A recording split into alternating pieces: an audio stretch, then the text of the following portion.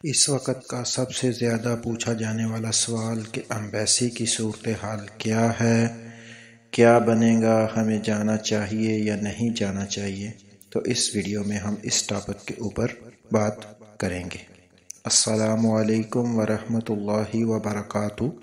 صلو علی الحبیب صلی اللہ علی محمد صلی اللہ علیہ وآلہ وسلم۔ رضائے الہی چینل میں آپ سب کو خوش آمدید کہتے ہیں۔ اللہ عز و جل سے دعا ہے کہ اللہ عز و جل آپ سب کو دنیا اور آخرت میں کامیابی عطا فرمائے، اور اللہ تعالیٰ جتنے بھی لوگ روزگار کے سلسلے میں اسٹرگل کر رہے ہیں، اللہ پاک اپنی بارگاہ اقدس سے ان کو دنیا اور آخرت میں کامیابی عطا فرمائے اور ان کے لیے اچھے اسباب پیدا کر دے۔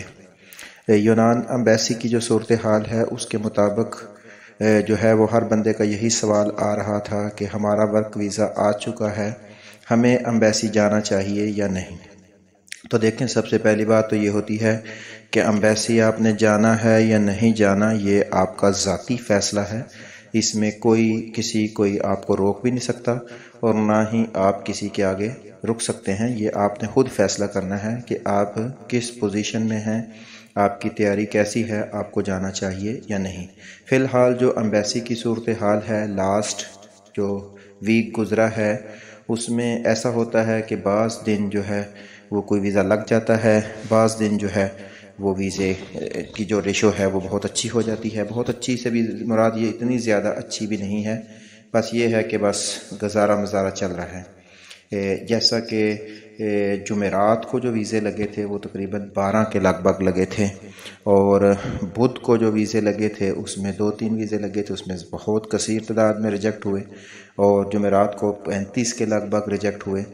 تو اس وجہ سے کبھی ویزے کی ریشو اچھی ہوتی ہے، یعنی 4-5 لگ جاتے ہیں، اور کبھی خراب ہوتی ہے۔ فی الحال ایمبیسی میں اسی طرح کی ملی جلی صورتحال چل رہی ہے۔ اب یہ کب تک چلے گی اس کے بارے میں کوئی بھی فیصلہ نہیں کر سکتا۔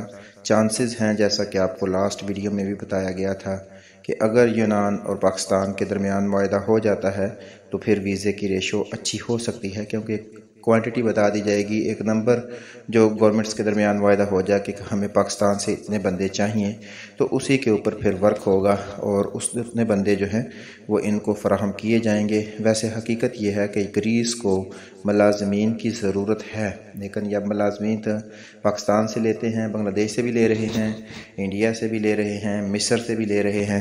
اب کتنی جو ہے کوانٹٹی وہ پاکستان سے لیتے ہیں، یہ گورنمنٹس کے معاملات ہیں، اور اس میں کیا فیصلہ ہوتا ہے یہ انشاءاللہ آنے والے وقتوں میں اس کا فیصلہ ہو جائے گا۔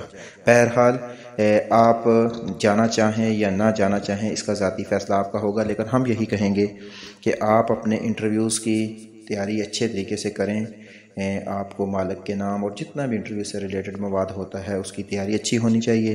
میڈیکلی آپ فٹ ہونے چاہیے تاکہ آپ کو میڈیکل میں چل کے مسئلہ نہ بنے، کیونکہ ویزے ریجیکٹ ہونے کی 2-3 ہی وجوہات ہو رہی ہیں، میڈیکل اور انٹرویو۔